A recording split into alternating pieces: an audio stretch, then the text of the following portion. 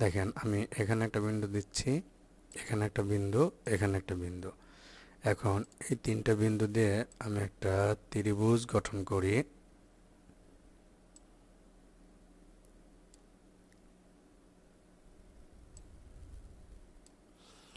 এখন এটা একটা ত্রিভুজ হয়ে গেছে, কিন্তু আমি যদি এই বিন্দুটা নিয়ে উপর থেকে নিচে নিয়ে আসি, তবু কিন্তু এখানে ত্রিভুজের ক্ষেত্রফল আছে। আরও একটু যদি নিয়ে আসি তাহলে একটু ক্ষেত্রফল আছে, আরও যদি নিয়ে আসি তারপরেও ক্ষেত্রফল আছে। কিন্তু এটাকে যখন আমি একেবারে এই লাইনের উপর দিয়ে দিব, তখন কিন্তু এখানে আর কোনো ক্ষেত্রফল আমি দেখতে পাবো না। অর্থাৎ তখন এই বিন্দু তিনটাকে বলা হবে সমরেখ বা একই রেখার উপর অবস্থিত। এই তিনটা বিন্দু সমরেখ হওয়ার যে সত্য আমরা জানি, যেহেতু ত্রিভুজের এখানে কোনো ক্ষেত্রফল নাই, ত্রিভুজের ক্ষেত্রফল নির্ণয় শর্ত আমরা জানি।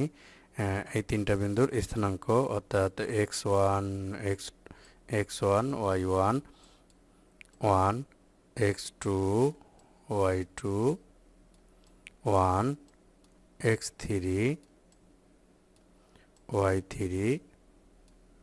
1 ইকুয়াল টু 0। আর আমরা জানি যেহেতু দুইটা গুণফল যদি শূন্য হয়, যে কোনো একটা অবশ্যই শূন্য হতে হবে। যেহেতু হাফ শূন্য নয়, তাহলে অবশ্যই শুধু এই মানটা শূন্য হলেই আমরা বলে দিতে পারি এই তিনটা বিন্দু সমরেখ। ধন্যবাদ।